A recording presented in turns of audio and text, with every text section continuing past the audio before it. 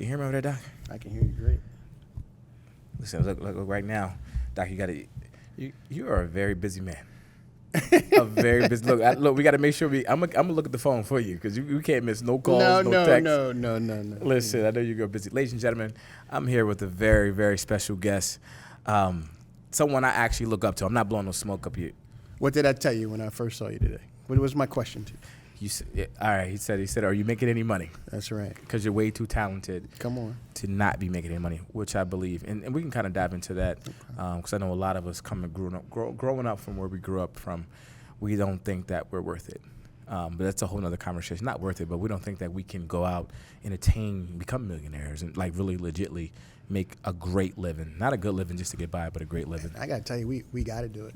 Absolutely. We got to do it because there are a lot of other brothers out there counting on us, depending on us, and want to not only root for us, but want us to show others the way. That's one of the reasons I'm very proud to be here. Listen, we didn't even get to tell you who this gentleman was. Oh, sorry. No. That's good. I'm actually used that. Ladies and gentlemen, I am here. First of all, welcome to the Boys and Girls Club podcast. I'm Blake the Brain, and I'm here with a very special guest, the 12th president here at Delaware State University, the man, the myth, the legend, Dr. Tony Allen. If we had an audience, I'm pretty sure they'd be clapping. I mean, I know your time is very limited. I know I joked about you being busy, but you're a very busy man, and I appreciate you sitting down to give me this interview. And I appreciate you just having that one-on-one that I can text you, hey, Dr. Talent, I know you're busy. He was like, Blake, hey, here it is. Anytime, bro. Time, absolutely. And I ain't tell you this, but I was going to camp out here all day. Like, if you didn't answer the phone, we got to get this interview. I was going to get it. But how did it feel to rock 6,000 people? You were rocking 6,000 people. Yeah. With your voice. You weren't singing. You didn't have an instrument. Just being you. Look at you trying to interview on me. Look. I'm trying to have a little fun today. No, absolutely have a little fun. Honestly, being able to rock 6,000 was it was amazing. It was actually on my birthday. That was my birthday. Oh, actually. Is that right? It was actually my birthday. And honestly, I'm not trying to get too emotional, but it really felt, people kept asking, what are you doing for your birthday? I said, Battle the Bands. Yeah. I just want to walk in my gift. We talk about making money. We're talking about using your gifts and talents. I was the type of person where I knew I had something. And I knew I had certain gifts and talents, but I wasn't allowing God to use me and allow him to just go ahead and push me in that direction, allow myself to allow him to use my talents. And now I would say, you got to meet God halfway. He can give you the talent and ability, but you have to do the other half. Right.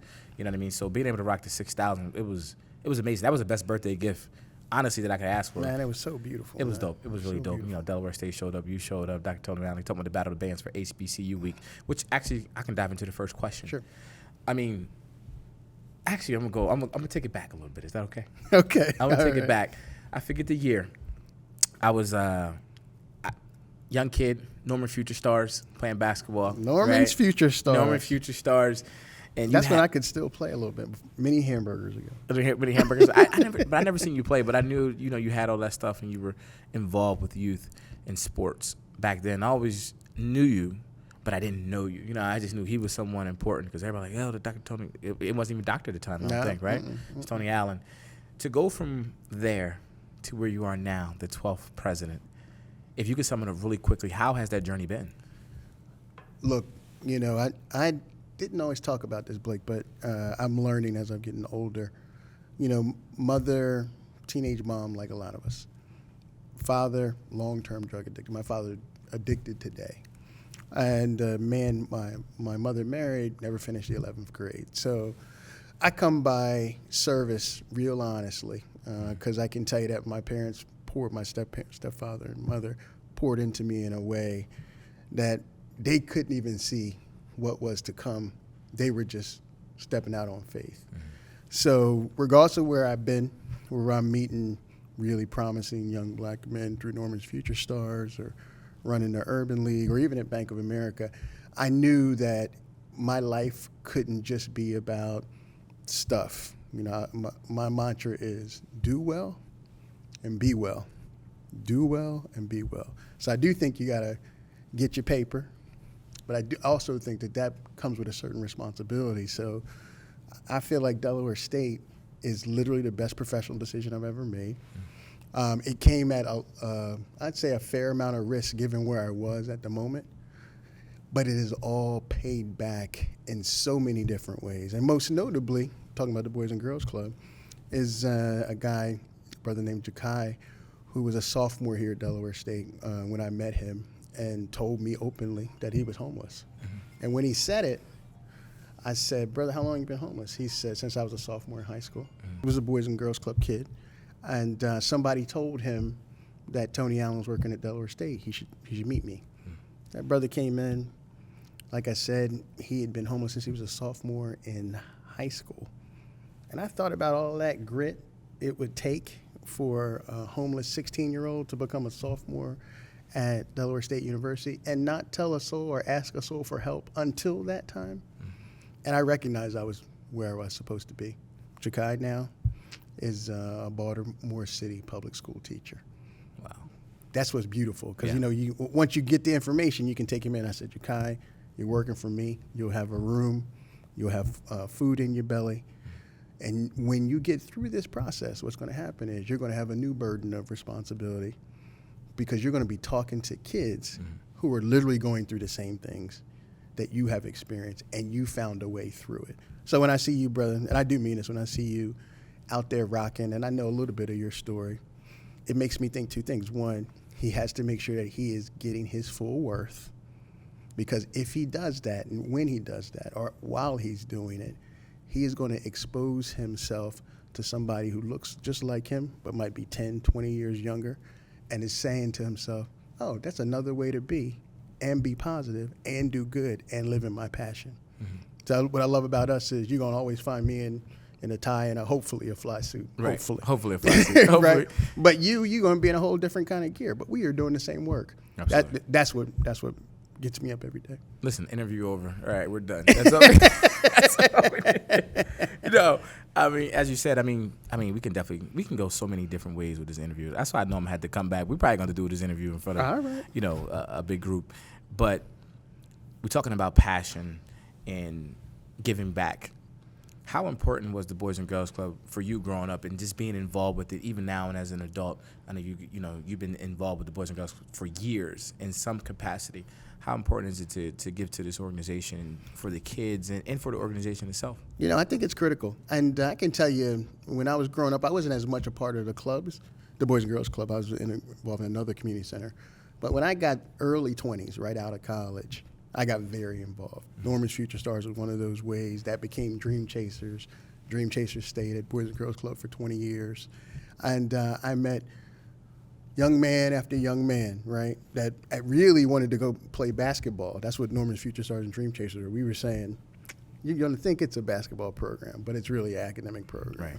And it's been up and running now for a long, long time. And the thing about Boys and Girls Club is they can take a whole bunch of children and give them an array of opportunities to be successful. So they recognize every child, particularly every black and brown child, is not the same. They all have different dreams and aspirations. So you have to give them choices, because they have so many limited choices in their normal environment. They have to get a lot of choices so that they can try and fail, see what they really love, and then be spurred on by that passion. There's one guy here, a guy named Vaughn Homer, who was a part of the Future Stars too, who was a great athlete, played football in college, et cetera, but really wanted to be a scientist. Mm-hmm. He is a PhD scholar at Delaware State now. Wow. And I met him and mentored him since he was 12. Wow. Through Norman Future Stars. Yep. And all that. Now, like you said, it's important to give people the option of choices. HBCUs are now starting to get more exposure. Because I remember, honestly, if you didn't have a parent that went to a HBCU in high school, if you went to predominantly white high school like I did, you didn't hear much about HBCUs. You see certain things on TV, but you didn't get information. Yep. Nowadays, HBCUs are coming more, getting more exposure in the last couple years. But how important is it for you now being named by President Biden as, and you can give me the official title, because I don't want to mess it up. You are the chair of the White House Advisory Board on HBCUs. So what exactly is that, and how important is it to expose even these younger youth in these communities about HBCUs? It's a real important position from this perspective. It was started under the Carter administration, and it really was to elevate more resources for HBCUs from the federal government. And every administration has had to reauthorize it by executive order, and they have. But it has had its ebbs and flows. Sometimes it's been very active, sometimes it hasn't. But given what we have gone through the last 24 months, particularly these two pandemics, I call them two pandemics, one exposed the other, COVID-19 and racial unrest in a way that all of the world saw it, not just black people experiencing it. I think elevated institutions like ours. So that window is pretty wide open now. But I say this openly, it will close. So what we have to do is get our fair and equitable share now so we can invest in the future. So it's very important from 4 perspectives, and I'll try to be quick here. Physical infrastructure, you know that a lot of our buildings are old, outdated, and need to be modernized. That's not specific to Delaware State. That's across the HBCU community, and that's about systemic racism and underfunding. We got to do better with federal support for physical infrastructure. 2, our students, many of them come from backgrounds like us, and that means that they're from low-resource communities. What's that mean? We can take kids from low-resource communities, give them a great education, and put them in their passion in a way that they understand that they can be exceptional professionals and exceptional citizens. Think of another set of higher education institutions that can do that when 75%, 95% of their population are first generation, or 75% or 95% are low resource. Right. That's the best investment in higher education, in my view. 3rd, we can do some research. We can do scholarship, right? So our ability to have a $27 million research portfolio is important too, and we need to make sure that we're getting every dollar that we deserve from those institutions that support that kind of research growth, right? I'm not saying we're going to be Hopkins tomorrow, right? But we certainly already have great scholars here, particularly undergraduate scholars, that deserve that kind of investment. And then finally, I always talk about this. When you think of HBCUs, if you're not very familiar, you probably know Howard, Spelman, Morehouse, and a few others, right? Right. But there are a set of smaller HBCUs, there are 101 of us overall, that need and deserve support and attention too. Absolutely. And we believe the White House Advisory Board is going to do that as well. So those are our 4 priorities, and I think now is more important than ever before because we have somebody in the White House, and President Biden, and certainly Vice President Harris, that understand it up close. President Biden started his first Senate campaign right here at Delaware State University, and he was standing next to Dr. Luna Michoud, one of the great HBCU presidents of our time. Gotcha. Look, that's great information. Since you said Dr. Luna Michoud, one of the great presidents in our amount of time, definitely here at Delaware State University. Like I said, I'm going to go back to, I was interviewing Dr. Harry Williams. My man. Couple years ago. I think it might have been, I don't know if it was his last year or not. And I think that was the year you became the provost here at Delaware State University. And I asked him a question. I said, is Dr. Tony Allen going to become the president too? And he, like, you know what I mean? He laughed, he joked. We have a real good relationship. Yeah. And he laughed. And because he was the provost, I remember Dr. Williams, we came in at the same time. He was the provost and became the president. And here we are now. You're the 12th president. How important is it for you to leave to build? And, I'm pretty sure you're going to move on probably after 20 years. Hopefully. Or however long it takes. I think, and I'm being honest, as an alumni here and being a Delawarean, Wilmingtonian, I want Delaware State to go to higher, I want us to be named the Spelmans and the Howards. So when you became the president, I was like, okay, all right, let's do this thing. You know what I mean? Because I know you bring a lot of energy. But how important is it for you to take Delaware State University to the next level? That's a good question. And here's what I'd honestly say, and this is my mama talking. But 1 Corinthians 10 is, but by the grace of God, there go I. But though I labored more abundantly than they all, yet not I, but God's grace. And the 3 words that are profound to me in that is yet not I. I'm saying about me. This is really about elevating an HBCU whose time is overdue and has now come. What I want us to do, all of us, alumni, faculty, staff, and students, get our heads way up, recognize not only the history, but the quality of what we've produced over 130 years, and take what's rightfully ours. So when you see Delaware State looking at Wesley College and saying we need to acquire that institution and be the first HBCU to do something like that, We did it for a couple of reasons. Yes, we are growing beyond our bounds. Yes, there's exceptional resources there that we could take advantage of. But if you know downtown Dover and where Wesley is, on one side of the campus, strong middle to upper middle class. On the other side of the campus, some of the poorest communities in Delaware. Yes. Right? So they need us. They need us there, not just getting the education or doing research. They need us in that community as partners. Mm-hmm. And those are the kind of things that, when I think about the legacy of our time on Earth, that's how you want to build. You want Delaware State University to be the place that I've been trying to get to all my life, right? Because I experienced them when I was at the summer camp or at the early learning center or at the early college high school or at the sports camp.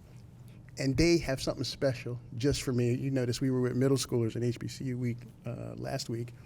And I told those 150 kids, what other institution can say proudly that we built this institution just for people like you, just for young people like you, literally sight unseen 130 years ago, young people like you. And I can say that about every member of the Boys and Girls Club up and down the state of Delaware. So it's really about how do we build that collaborative in a way that's not about any individual legacy, but about our community's legacy and what that means for Black and brown communities, not only in Delaware, but across the country. Absolutely. And I know in forgive me for diving into this because, we talk about the African-American community, and sometimes we butt heads about where we should go, what's good for us, and certain things that's just within our culture and our community.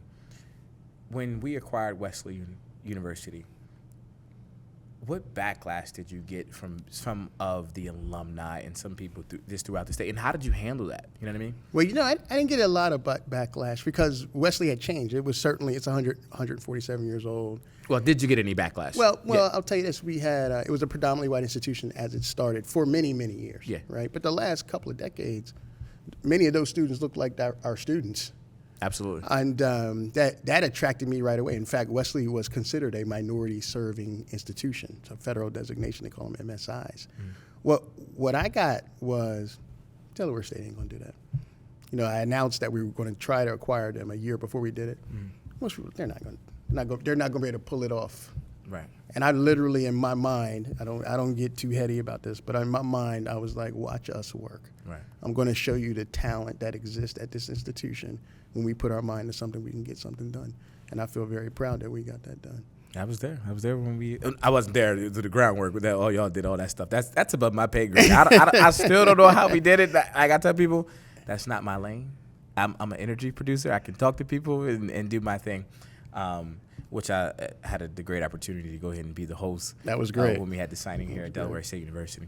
Now, I want to switch gears a little bit. Sure. Kind of go into some personal stuff with you. You're very ambitious, which I watched the Barack Obama documentary they had on HBO that came out recently. And I always loved Barack Obama and Michelle Obama. I loved them.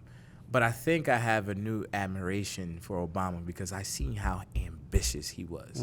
He had a goal. He wanted to go do this, and he just kept progressing. And I look at you as in the same light. I'm not kidding. You're very ambitious, which I love, and I want to be on that level of ambition. But on this journey, what has been the biggest struggle that you guys have overcome? That's a great question. And the reason why I asked that question because I always tell people Obama's biggest struggle and I would say his biggest failure is when he lost. I forget the gentleman's name, but when he was running for legislator in Chicago, which actually became his greatest success because then he ran for Senate, things opened up, and then it just he became the president. Things happened. What has been your greatest struggle along this process that probably propelled you to being who you are today? I'm gonna try to be brief, but this is a hard question because I've committed to myself to always answer it honestly, particularly when I'm speaking to Black brothers. When I was getting my PhD, so that's like 20 years ago now, I brought my son. My son was 8 at the time, my oldest son. And I remember we were in the car, and I said, son, do you like your dad's a doctor now? He said, he's 8 now. He said, Dad, that's great. I just want you to be my dad. And I can tell you that I put all my eggs in the professional basket at significant risk and enough loss to the personal basket. So lost marriages, family, trying to rebuild relationships with my children. That has all been a constant struggle for me. So I now, at 51, I now say, look, you can have all the ambition, which I think you need, but you need to know that going home and being there, being present, is always the most important thing. So you see me run a lot, but when I'm home, I try to be with my children and with my beautiful fiance. You know, and I try to make some boundaries in ways that I wouldn't have made those boundaries when I was 40, 30, 25, and it cost me. So it's a cautionary tale because I'm blessed. I know I'm blessed with the desire I have and with some of the things that I've been blessed to accomplish.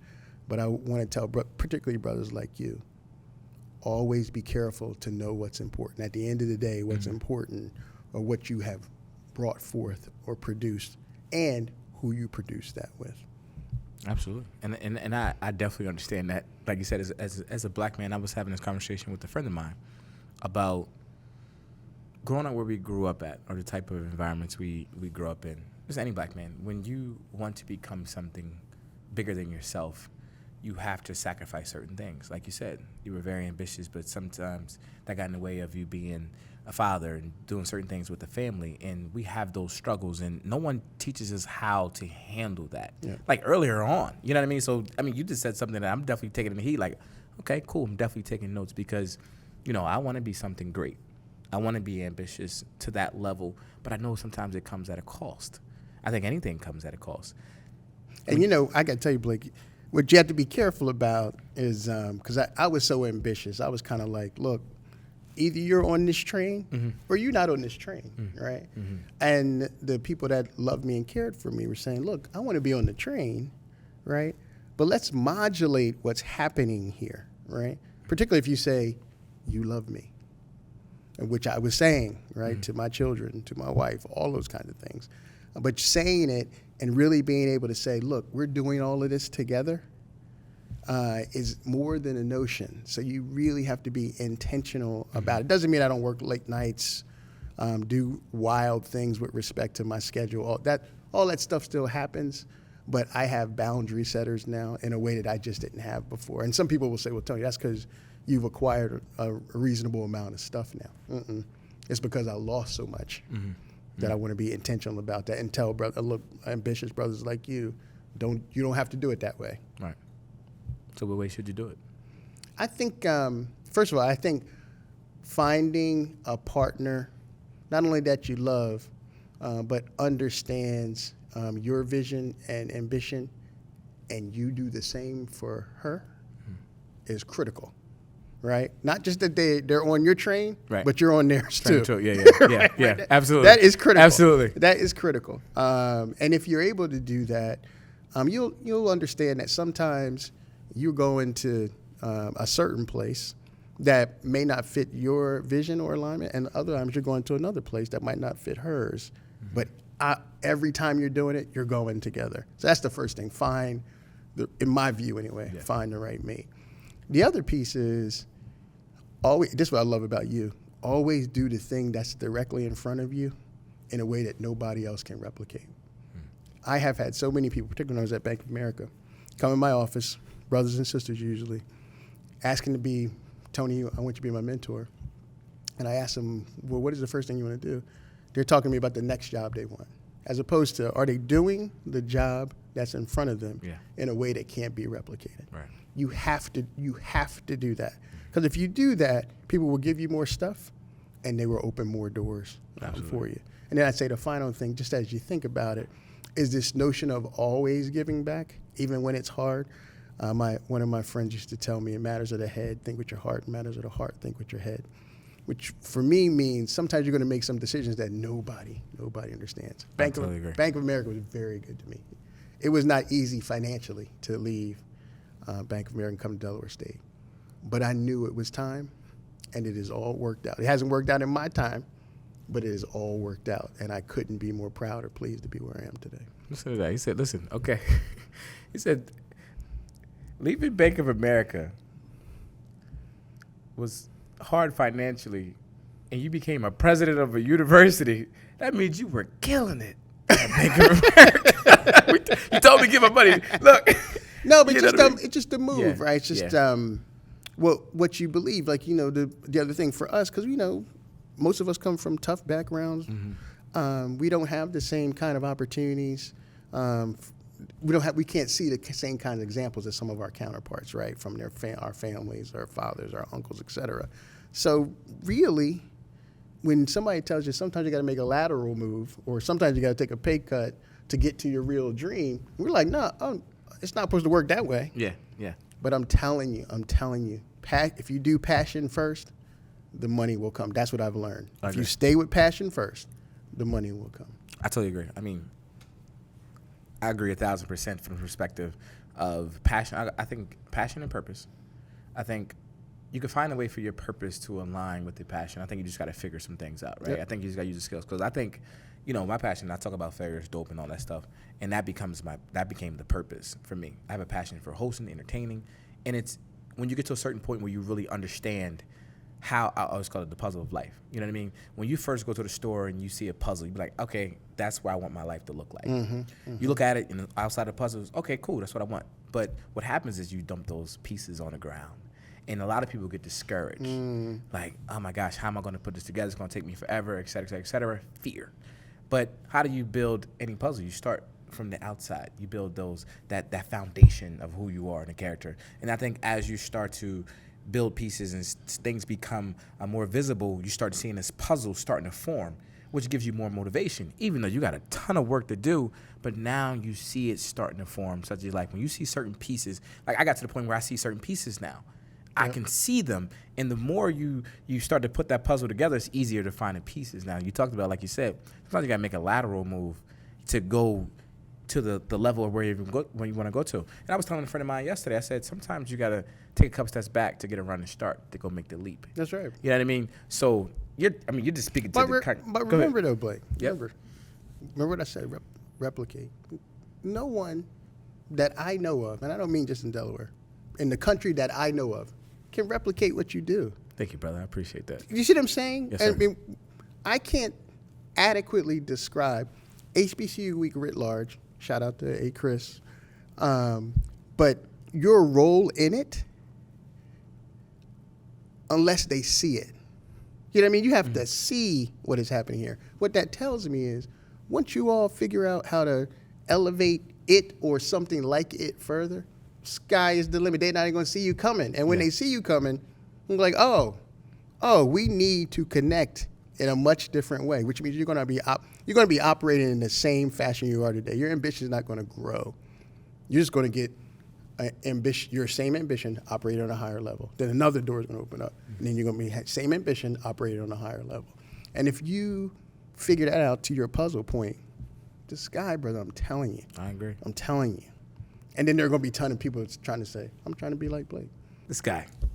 I see why he's the president, okay? This guy's good. This guy's good. Look, I know a good guy who could, yeah. Anyway, we'll leave it alone. All right. Here's the last question for you. I know you got to go. I always like to ask people, what was the biggest failure? Actually, before we get there, really quickly, before I get to that question, what are your top 5 best decisions that you ever made? 5? 5. Give me 5. I'd say my 4 children. That's 4. So AJ, Naomi, that's 4. Brooks, that's 4 decisions. Jacob, okay. Right. And the best decision I've ever. I don't know if I made it necessarily, but the most important moment for me was the 20 years I spent with Jim Gilliam Sr. every Sunday for 3 or 4 hours. Yeah.